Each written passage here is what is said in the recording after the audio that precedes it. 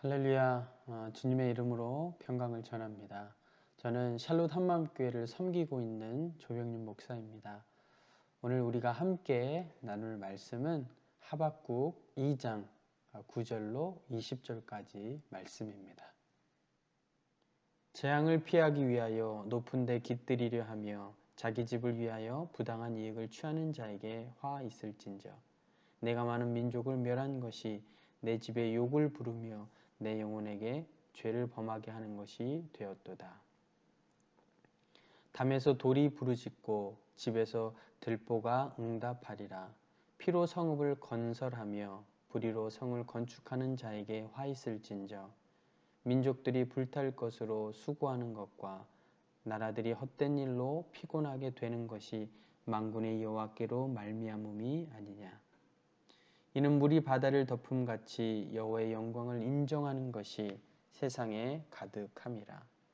이웃에게 술을 마시게 하되 자기의 분노를 더하여 그에게 취하게 하고 그 하체를 드러내려 하는 자에게 화 있을진저. 내게 영광이 아니요 수치가 가득한즉 너도 마시고 너의 할례 받지 아니한 것을 드러내라. 여호와의 오른손의 잔이 내게로 돌아올 것이라. 더러운 욕이 내 영광을 가리리라. 이는 내가 레바논의 강포를 행한 것과 짐승을 죽인 것 곧 사람의 피 흘리며 땅과 성읍과 그 안의 모든 주민에게 강포를 행한 것이 내게로 돌아오리라. 새긴 우상은 그 새겨 만든 자에게 무엇이 유익하겠느냐. 부어 만든 우상은 거짓 스승이라. 만든 자가 이 말하지 못하는 우상을 의지하니 무엇이 유익하겠느냐. 나무에게 깨라 하며 말하지 못하는 돌에게 일어나라 하는 자에게 화 있을진저. 그것이 교훈을 베풀겠느냐. 보라, 이는 금과 은으로 입힌 것인즉 그 속에는 생기가 도무지 없느니라. 오직 여호와는 그 성전에 계시니 온 땅은 그 앞에서 잠잠할지니라 하시니라. 오늘 하박국서의 가장 큰 주제는 하나님께서 바벨론이라는 나라를 통해서 유다라는 나라를 심판하심을 말씀해 주고 있습니다. 하나님께서는 하박국 선지자를 부르시고 그에게 유다 백성의 흉악한 죄를 보게 하셨습니다. 그리고 그 유다 백성의 그 죄로 인해서 유다가 하나님의 심판을 받게 될 것을 알게 하십니다. 그리고 그 심판의 도구로 그 당시 가장 흉악하고 자비가 없었던 바벨론이라는 나라를 사용하게 하실 것임을 하박국 선지자에게 알게 하십니다.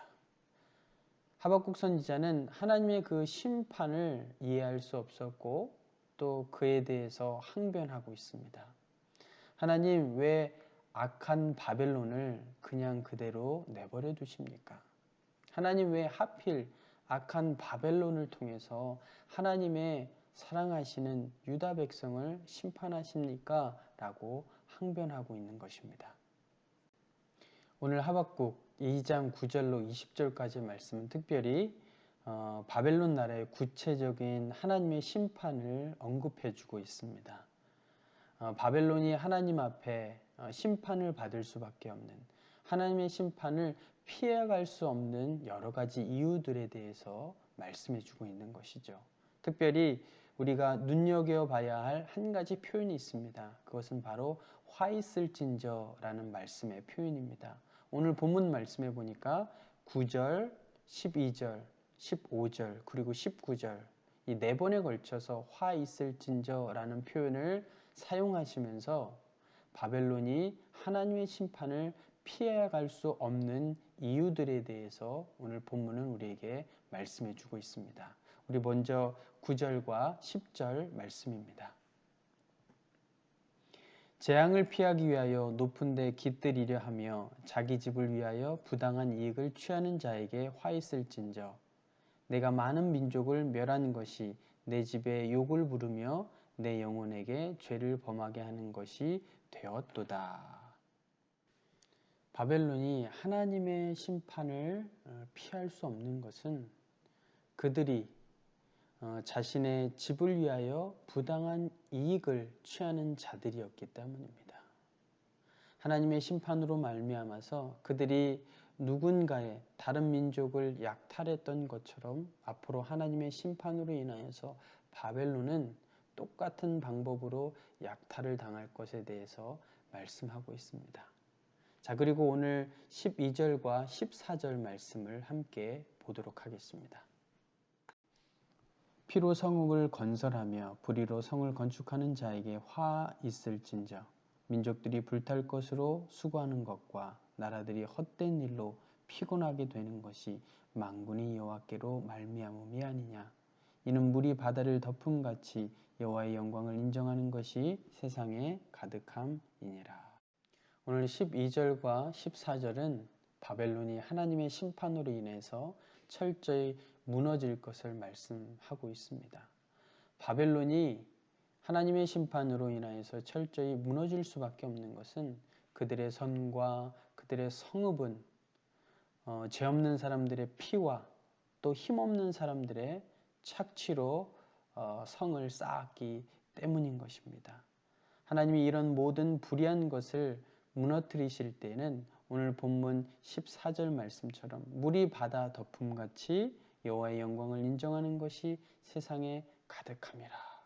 즉 이 말씀은 모든 백성들이 하나님이 참으로 살아계시고 하나님의 정의가 아직 살아있음을 알게 된다는 말씀을 우리에게 해주고 있는 것입니다. 우리 18절과 20절 말씀입니다. 새긴 우상은 그 새겨 만든 자에게 무엇이 유익하겠느냐. 부어 만든 우상은 거짓 스승이라. 만든 자가 이 말하지 못하는 우상을 의지하니 무엇이 유익하겠느냐.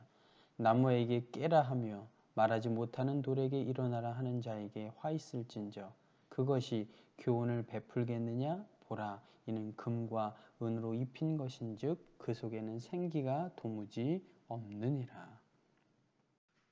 오늘 18절과 19절은 바벨론이 하나님의 심판에서 자유로울 수 없었던 마지막 이유에 대해서 말씀해 주고 있습니다.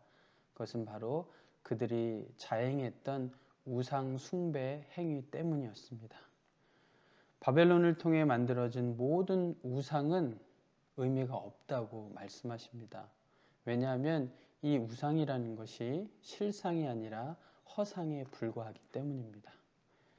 인간의 탐욕과 욕망이 투영되어서 만들어낸 그런 허상에 불과한 것이 우상이라고 오늘 본문은 우리에게 말씀해 주고 있습니다.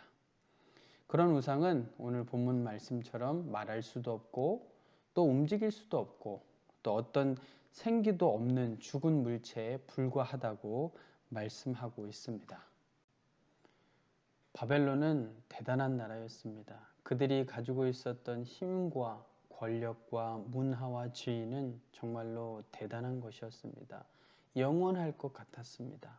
그럼에도 불구하고 그 영원할 것 같았던 바벨론 제국이 하나님의 심판으로 인하여서 멸망을 당하게 될 것이라고 말씀하고 있습니다. 왜 그렇습니까? 아무리 힘과 권력과 지위가 대단해도 그 모든 것들이 그들이 쌓은 모든 것들이 거짓 위에 또 힘없는 자들의 피와 누군가의 약탈로 인해 세워진 것이기 때문이었습니다. 특별히 우상 숭배 위에 세워진 것이기 때문이라는 것입니다. 즉 그들의 삶의 모든 것들이 잘못된 기초 위에 세워졌으므로 하나님의 심판을 피해갈 수 없다라고 오늘 하박국 말씀은 우리에게 교훈을 주고 있는 것입니다. 오늘 우리에게 주신 이 본문의 말씀을 통해서 바벨론의 죄와 바벨론을 향한 하나님의 이 심판을 통해서 우리의 모습을 돌아보기를 원합니다. 우리의 삶 속에 있는 거짓된 모습들, 또 특별히 하나님이 기뻐하시지 않는 우상 숭배의 모습을 돌아보기를 하나님께서는 원하고 계시다는 것입니다. 이 시간 소망하기는 여러분의 삶이 또 저의 삶이 하나님이 기뻐하시는 그 말씀의 진리 위에 또 하나님의 사랑 위에 그리고 또 그분의 선하심 위에 온전히 세워지기를 간절히 소망합니다.